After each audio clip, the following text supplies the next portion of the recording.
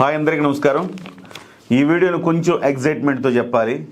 So ఇలా కూర్చొని కాకుండా ఇలా కాస్త ముందుకొచ్చి చెప్పాలి. యునానిమస్ ఊచకోత ఇవాళ రివ్యూల ఊచకోత, రేపటి నుంచి కలెక్షన్ల ఊచకోత ఖాయం. రివ్యూల ఊచకోత ఈ మధ్య కాలంలో ఏ సినిమాకి లేనంత ఊచకోత ఇవాళ రివ్యూల్లో కనపడింది. ఎవరికి ఇంత యునానిమస్ ఊచకోత ఎవరికి రాలా అంటే యునానిమస్ ఏకగ్రీవంగా ఈ సినిమా బాగుంది అని చెప్పడం అనేది ఈ మధ్య కాలంలో ఏ సినిమాకి గత సంవత్సర కాలంగా తీసుకున్నా కానీ ఏ సినిమాకి కూడా రాలేదు. భిన్నమైన ఒపీనియన్లు వచ్చినాయి. చాలామంది, కొంతమంది బాగాలేదంటే, కొంతమంది బాగుందన్నారు, కొంతమంది బ్లాక్ బస్టర్ అన్నారు, కొంతమంది అట్టర్ ఫ్లాప్ అని, ఇట్లా రకరకాలు వచ్చేవి. కానీ ఈ సినిమాకి మాత్రం యునానిమస్గా సినిమా సూపర్ హిట్ బ్లాక్ బస్టరు ఈ రెండు రివ్యూలు మాత్రమే వినపడుతున్నాయి.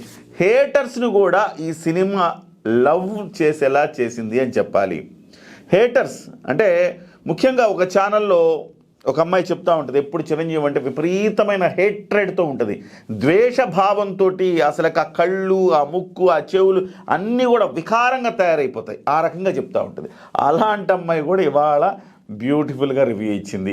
ఇకపోతే ఒక అజ్ఞాన్ని మాత్రమే మార్చలేకపోయాం. వాడి పేరులోని అజ్ఞానం ఉంది కాబట్టి ఆ అజ్ఞానాన్ని మాత్రమే మార్చలేకపోయాం. కానీ మొత్తం యునానిమస్ ఒక థైవ్యూ రివ్యూ అనుకోండి. థైవ్యూ రివ్యూ అయితే అసలుకి ఎమోషనల్ అయిపోతున్నాడు అతను చెప్పే అతను అసలు చక్కగా స్టూడియోలో చేసుకునే అతను బయట కూర్చొని అప్పటికప్పుడు చెప్పారు, నా వల్ల కావట్లేదు, ఇక నాలోంచి ఒక ఫ్యాన్ బయటకు వచ్చేసాడు, రివ్యూవర్ పక్కకి వెళ్ళిపోయాడు, ఫ్యాన్ బయటకు వచ్చేసాడు అంటున్నాడు. అట్లా థైవ్యూ అనే వ్యక్తి ఎమోషనల్గా రివ్యూ చెప్పాడు. ఆ తర్వాత పూల చొక్కా వాడు ఎప్పుడు కూడా పూల చొక్కా అనేవాడు విషం చిమ్ముతూ ఉంటాడు. అలాంటి పూల చొక్కా వాడు కూడా చివరికి ఈ సినిమా సూపర్ హిట్ అనాల్సి వచ్చింది. ఇకపోతే రాగడి, మ్యాన్ ఆఫ్ ఫిక్షన్, తర్వాత మహీధర్ వైబ్స్ అయితే ఏకగ్రీవంగా అల్టిమేట్గా ఈ సినిమా అద్భుతం, అమోఘం అని చెప్పేశాడు. ఇకపోతే అంటే ఆదిరెడ్డి అయితే ఎవడైనా కనుక ఈ సినిమాకి బ్యాడ్ రివ్యూ ఇస్తే వాడంత అజ్ఞాని ఇంకొకటి లేడు ఈ ప్రపంచంలో అని చెప్పేసి ఆదిరెడ్డి ఒక స్టేట్మెంటే ఏకంగా పాస్ చేశాడు. అసలు నాలాంటి నవ్వురానోడికి నవ్వు తెప్పించింది ఈ సినిమా. కుటుంబాలు కట్టకట్టుకుని పోతాయి థియేటర్ల వైపు అని చెప్తా ఉన్నాడు.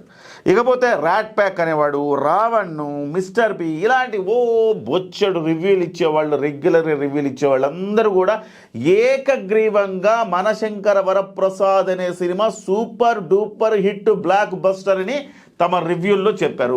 ఒకవేళ వాళ్ళు చెప్పకపోతే ప్రజలు కొడతారన్నంత భయంతో కూడా కొంతమంది చెప్పారు.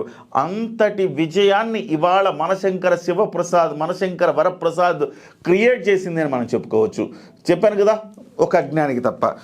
ఇకపోతే ఏబిఎన్, 10 టీవీ, ఎన్టీవీ, ఈటీవీ, ఏ టీవీ పట్టుకోండి, ఏ పేపర్ పట్టుకోండి, ఆల్మోస్ట్ ప్రధాన స్రవంతిలో ఉండే అన్ని మీడియా సంస్థలు కూడా అద్భుతమైన రేటింగ్ ఇచ్చినాయి. 3.5 రేటింగ్ దరిదాపులు అటు ఇటు ఇవ్వటం జరిగింది.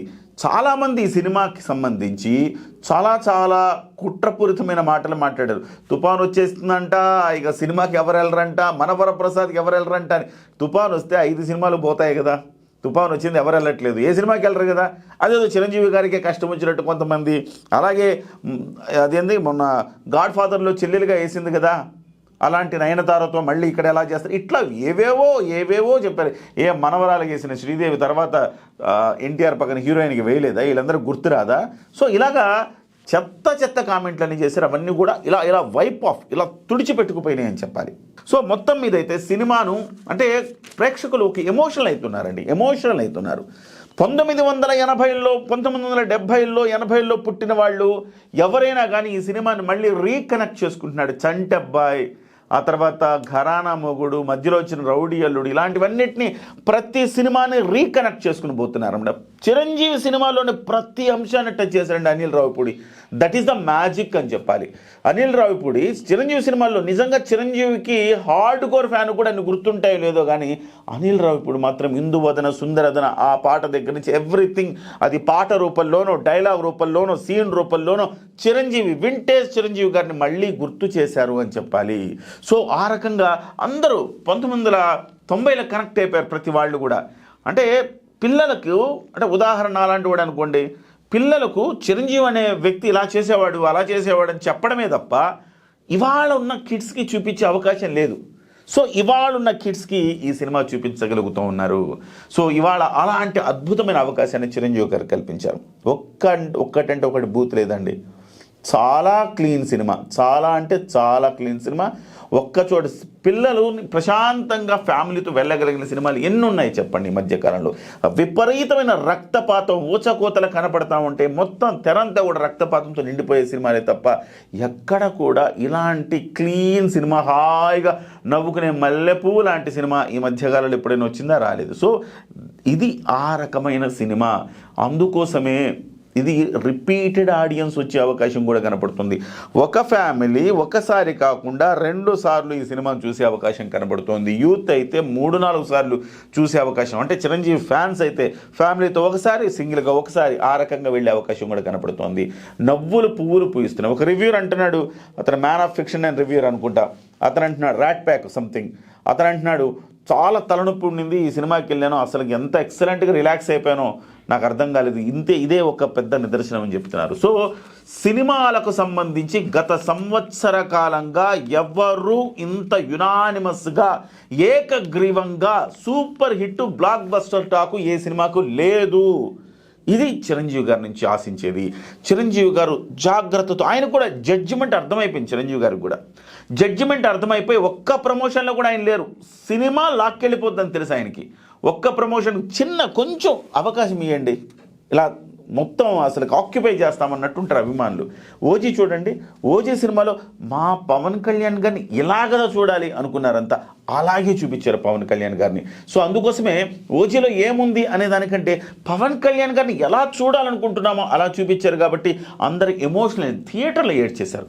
ఇవాళ కూడా అలాంటి ఎమోషన్ ప్రతి ఒక్కరిలో వస్తుంది. మా అన్నయ్యని మళ్ళీ మేము అలా చూడగలిగాం, మా అన్నయ్యని ఖచ్చితంగా మీసం మెలాస్తాం, తొడగొడతాం అంటున్నారు. అంతటి కాన్ఫిడెన్స్ని బిల్డప్ చేసింది ఈ సినిమా అని చెప్పాలి. డెఫినెట్గా ఇది గత 3-4 సంవత్సరాల చరిత్రలు చూస్తే ఇంత ఏకగ్రీవంగా రివ్యూల ద్వారా పాజిటివ్ టాక్ తెచ్చుకునే సినిమా ఏదీ లేదు. ఇదొక్కటే, దట్ ఈజ్ మెగాస్టార్ చిరంజీవి.